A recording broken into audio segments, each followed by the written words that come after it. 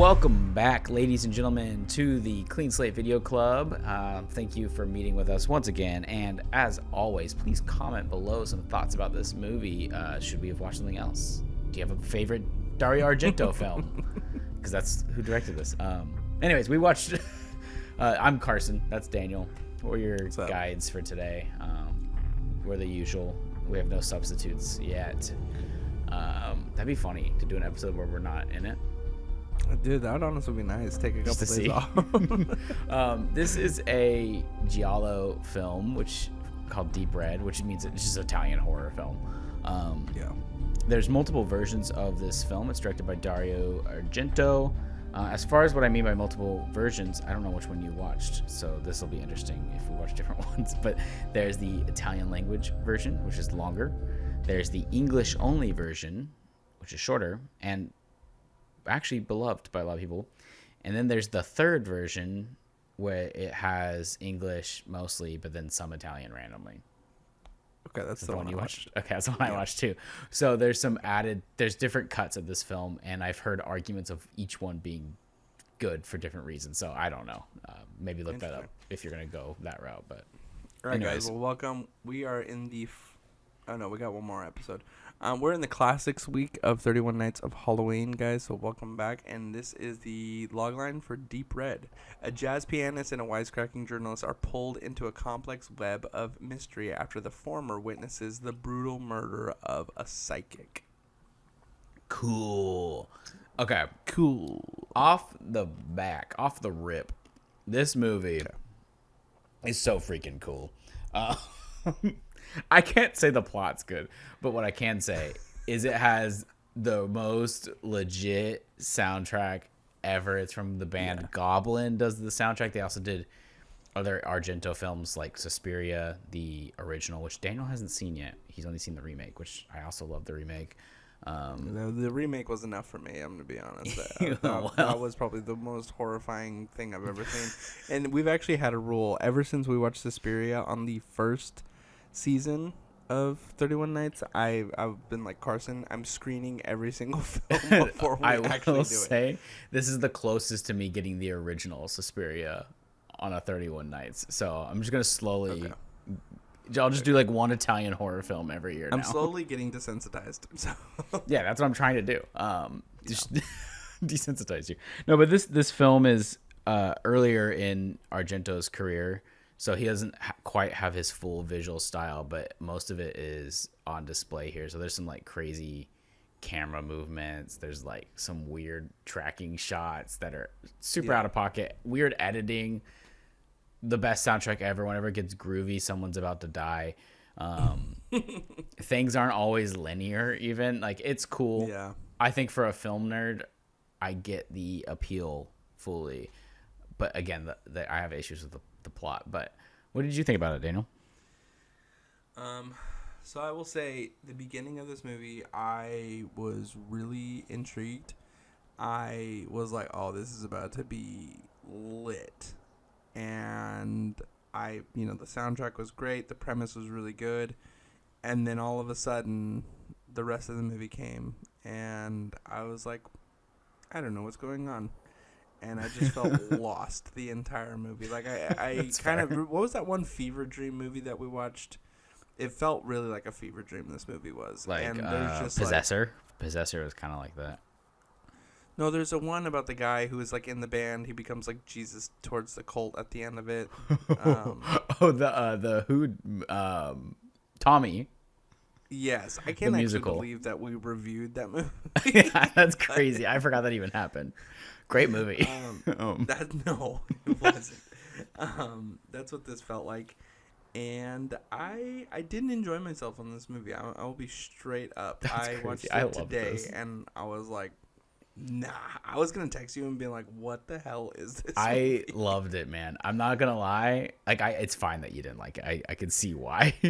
The plot is kind of a mess for me. I don't know if it's because I'm stupid. I feel like it might be because I'm a little dense. But visually, like, there's all these like cool shots of mirrors throughout the movie. the violence is just out of pocket for the final some of the final death scenes. I was like, oh my, they did that back then. The car scene, I was like, yo, what the car scene was insane. Cool though. It was cool. I just remember like my face was literally like, wow, and then the music's like and you're like, whoa. I watched this at like 2 a.m. Alyssa was asleep. But I have an Apple TV, so I had my AirPods in. So I was watching it full blast, and I was like this is awesome. We still have to watch a movie in VR. I feel like this one should. This should have been a VR one. I think. Okay, something I do want to talk about. It's a little spoilery, but as a fan of the slasher genre, which you're not as big of a fan of, so I guess that this is kind of like a pre-slasher before that was like a genre. Interestingly enough, this does the same thing the first Friday the 13th does, and a lot of other horror films do, where you think the slasher is going to be like this big old burly man, and then it's like a little old woman, which is what the first Friday the 13th does. So I just think it's cool to see that in an earlier film, and you're like, oh, they totally just ripped that off. But I like that. I think it's fun to see those kind of things, and then visually, I kind of called music. It though. I knew that the person was the slasher. I didn't know who she was. I just knew it. I was like. And then there's that random flashback where it explains everything, kinda, and you're like, what is happening? But cool movie. If this is your jam, it's my jam. On this podcast, you can pretty much guarantee if it's a weird movie, Carson's probably gonna love it and plays it, and I'm gonna just be like, I don't care. I honestly got done watching this, and I was like, I need to watch more films from him. So. Well, and this movie is 2 hours and 7 minutes, and it just feels like forever. I watched this movie, and I was like, this movie is still going. The middle does lose me a little bit, because it turns into like a detective mystery for a little bit, and I'm like, what's the mystery? Well, there's like a 10 or 15 minute freaking scene of it just being nothing. And just like music going, which the music was great, but I was just like, what am I watching right now? Dude, it's a vibe. Okay, creepiest thing in this movie, though, is when he's in the house just playing piano, and the killer breaks into the house, and they come up to the door of his like bedroom, and it's like, I'm gonna kill you later. And I was like, yo, that's horrifying. Well, it was so funny because when I watched it, Rebecca was gone most of the day, and she had Knightley with her, and so I was like, okay, cool, I can watch this and not have to like pause it and be like, okay, can you get out? Yeah, you don't want a baby to watch this. And maybe Knightley comes in with a lot of the hanging, like, baby, like the doll, and she's just like, I was like, Knightley, and I paused it. That's going to be her, like, decade-long trauma. Where he's, like, drowning the girl in the bathtub, and she's like, what's that? What's that? And I was like, she's swimming, baby. She's just swimming. And she's like, what's that? What's that? I was like, baby, she's swimming. It's great. And she runs to Rebecca and goes, Mama, it's scary. I was like, no. Hey, it works, though. If you can scare a baby, that means you did your job. Yeah, I feel bad. I would feel bad, too. Father. I would feel bad. Were you watching this? In the living room? No, I was watching in my office. And Knightley just likes being in my office with me when I... You gotta have 2 tabs. You just gotta... Yeah, practically. Anyway, that's... Yeah, that's bad. Yeah, you should ask her about it. Ask her about it a decade from now. Bring her on the pod right now. Yeah, it's freaking midnight. I'm just like, hey, baby, what do you think What'd you think? Deep Red? She's like, oh, good one. She's going to be a fan. She'll be a horror fan now, probably. This is where it starts. Not with Rebecca as her mom. Anyway. Okay, the doll stuff, though, on that note, creepy. And just randomly in the movie. So... Yeah, for so long. For an extended period of time. Okay, I do want to know, our last 3 movies we've watched have had fantastic soundtracks. Like, I would listen to this unironically. Same with Wicker Man. I would just listen to it, like, Wicker Man more than this one, but yeah. It's fair. Goblin's great, though. Okay, you're in the situation. Scare factor. We honestly could go confused factor. Yeah, if I'm trying to solve a mystery and then I'm like, oh, it's his mom, that would freak me out, I guess. Yeah, okay, spoiler. No one cares. This movie's been out for years. I don't know. Yeah, I think I'd be scared just because the deaths are so violent, and there's also like psychics in this movie and stuff. So all that stuff just would weird me out. Also, there's a chick who can like arm wrestle really good. Creepy. Did you watch the arm wrestling scene? Yeah, yeah. I don't know why that's in the movie. I could not tell you why that's in the movie. Yeah, for sure. That's the added scenes, probably. That's not in the shorter English cut. Great dub, by the way, too. I do want to say that. Yeah. Could you tell it was dubbed? Oh, 100%. Yeah. But it was dubbed well, though.